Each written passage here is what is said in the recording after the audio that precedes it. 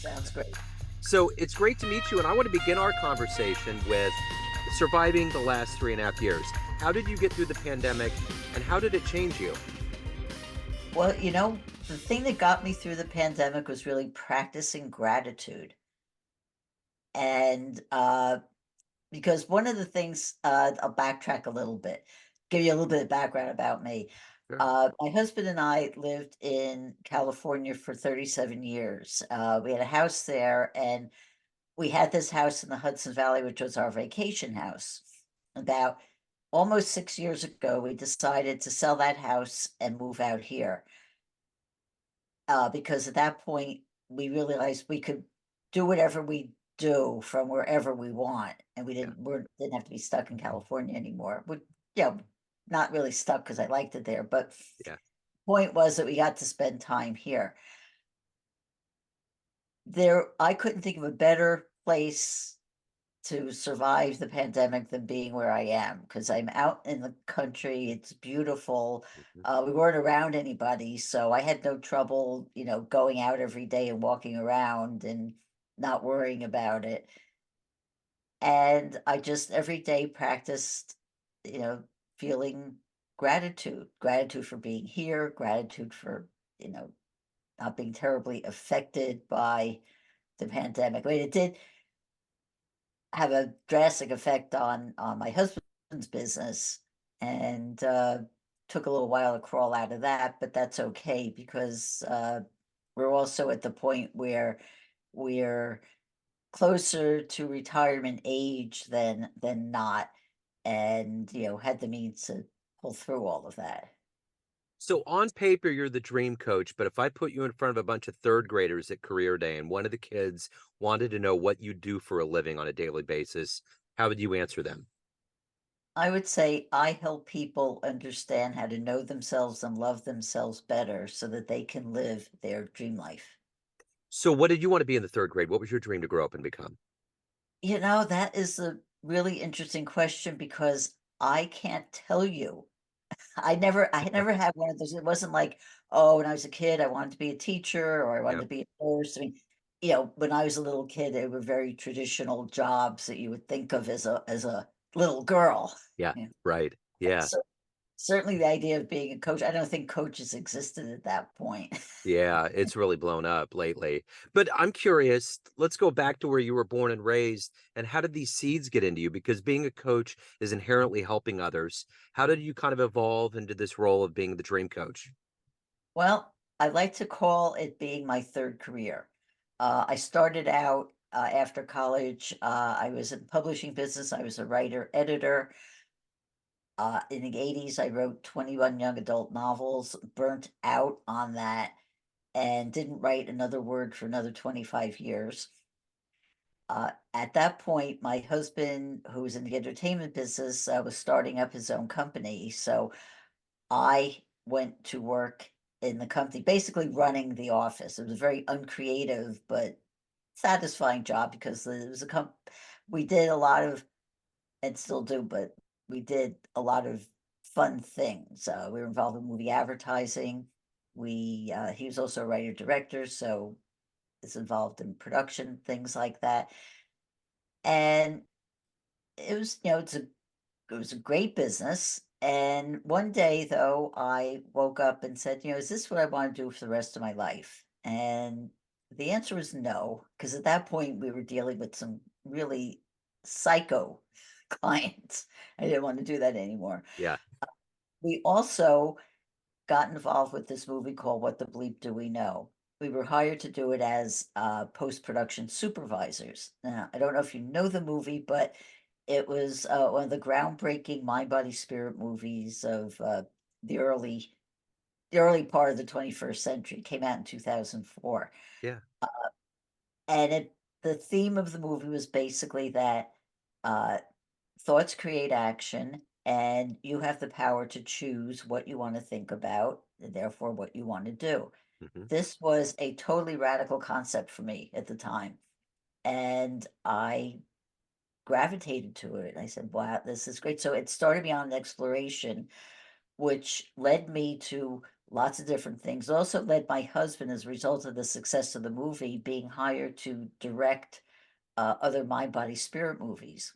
One of the movies was a documentary called Dreaming Heaven. And one of the people who was in the movie was a dream expert named Kelly Sullivan Walden. I got to meet her. She invited me to dream circles that she was doing, which totally, again, was an eye opener for me that, you know, I, you know, wasn't a big dreamer at that point, though. I remember my dreams, very curious about it. And through that, discovered the power of dreams, went on to study to become a dream life coach. Yeah. In the process, had the dream I like to call Save My Life. And because of that, I said, if a dream can have this powerful effect on me, then it's not only my desire, but my obligation to see if I can help other people see how dreams can affect them and Yeah. get to understand their lives better. That's fascinating. That's how I got to where I am. That's fascinating. So, who's been kind of a hero for you, an inspiration for you in your life? Oh, wow. Well, I'd say there are people like Kelly who again opened me to a whole new different way to speak of understanding. Mhm. Uh my husband too is a hero to me because he got me to open up, got me to see that I had worth and that I was creative. I mean, I'd spent many years writing books, being, on the creative side. Those are fiction books. What I do now is more nonfiction. But getting to that understanding was, a great inspiration. So, you've probably been around a lot of high-powered people in your life, but if you can meet one person alive on the planet right now and spend some time with them, who would it be? Bruce Springsteen. Okay. And, because well, I grew up in Asbury Park, New Jersey, and, Okay. kinda made that famous, and I appreciated what he did for the town, because when I grew up, it was a nice little middle-class place to live, and, in my early adulthood, it almost became a ghost town, and if it wasn't for him, you know, actually spending time there and bringing it notoriety and getting to where other people started to get interested and then began to revive it. He had a lot to do with that. And, I would love to meet him and say thank you I've never seen him live. Have you ever seen him live? 6 times. Wow, I hear it's amazing. Like he's It just an is. animal.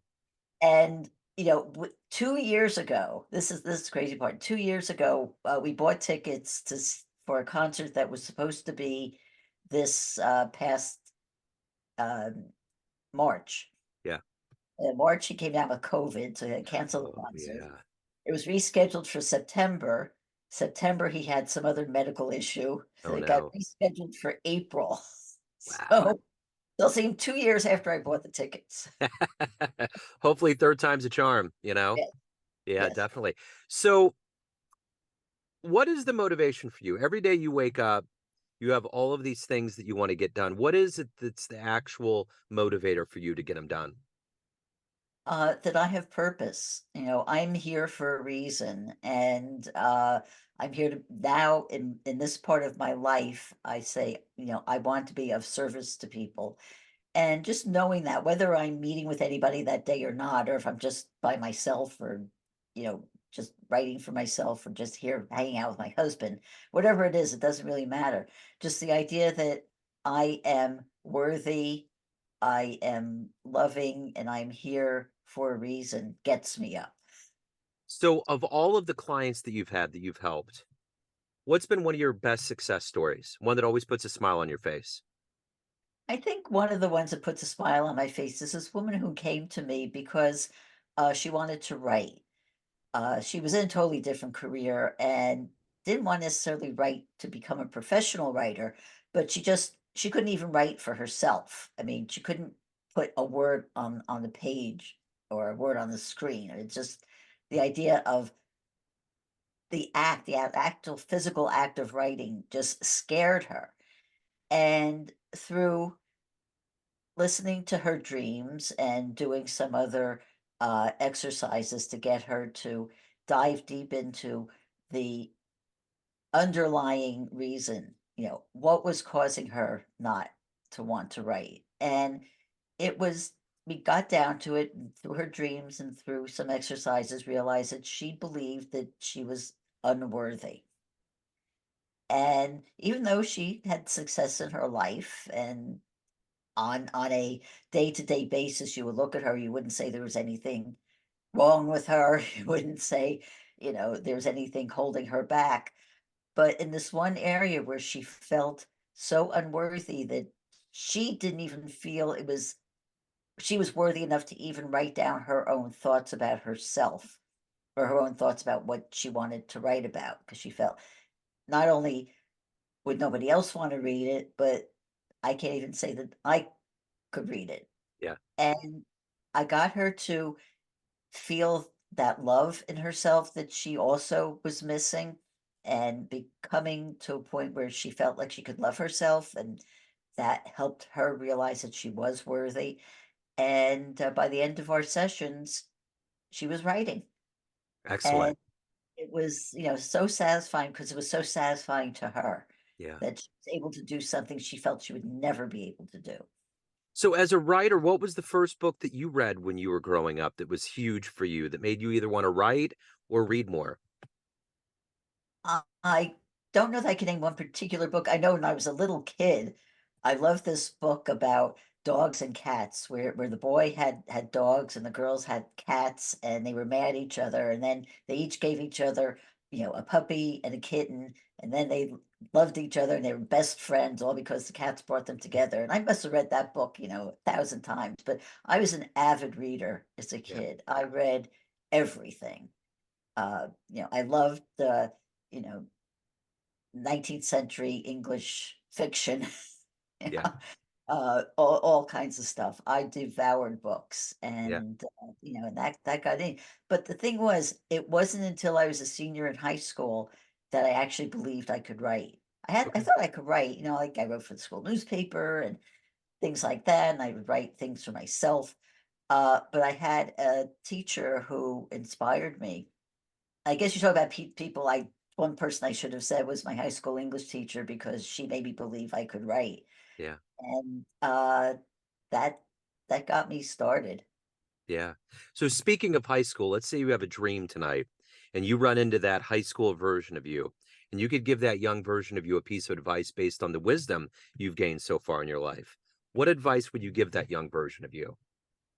I would say love myself because I ended up not doing things that I thought I wanted to do when I was younger because I didn't have the confidence in myself, and that was because deep down I didn't love myself.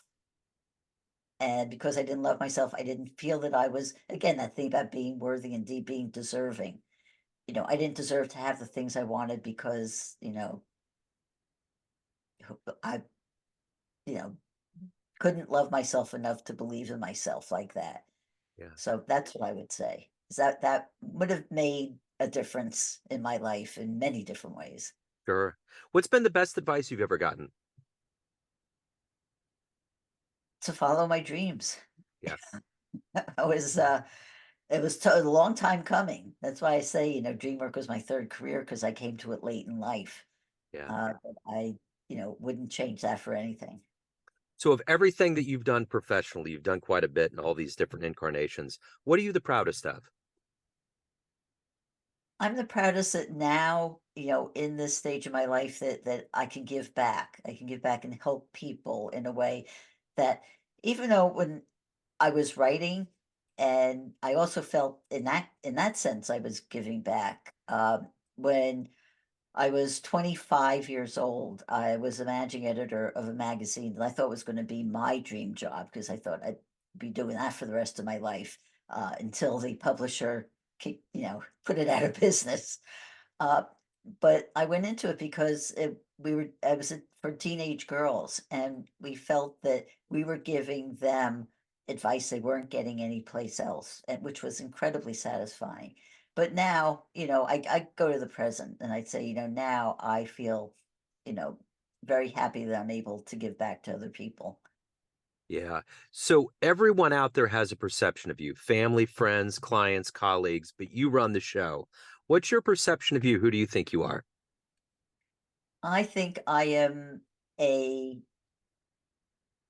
wonderful, creative person who kept that to myself for too much of my life. That's one of the reasons why I'm so grateful for Dreamwork, because before that, for most of my life, I was very quiet and very shy and didn't speak up for myself unless I was spoken to, and held back a lot of myself, and I talked about the dream that changed my life. That dream helped me realize that I was doing that to myself, and I was going to stay like that for the rest of my life unless I did something about it. Yeah. So let's say a time machine pulls up when we get off the call here, and you can go back in time and see one event in human history with your own eyes. What would you love to have seen? Wow. I'll have to give a second. There's probably a zillion of them.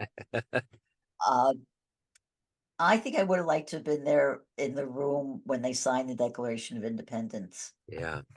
I think was probably a wild, wild scene. Yeah. Yeah. I can only imagine. Yeah. And Yeah. imagine what it was like, if we had television and they were Yeah. televised. It, Uh-huh. it probably would have never happened. No, it wouldn't have. No. So if anyone wants to reach out to you, hire you, learn more about you, anything about your world, where's the best place to go? Okay, go to my website, which is thedreamcoach.net. It's all one word, thedreamcoach.net. You'll find information about me, what I do, how to get in touch with me. Also, links to both my podcast, which is Dream Power Radio, and my YouTube channel, which is the Dream Power Experience, which both of them have all kinds of videos, not all dream related, but all empowering videos on how you can live your dream life. You can also reach me on social media. Uh, it's the Dream Coach on Instagram and LinkedIn, Dream with Debbie on Facebook, or you can email me at debbie@thedreamcoach.net. I'd love to answer any questions you have.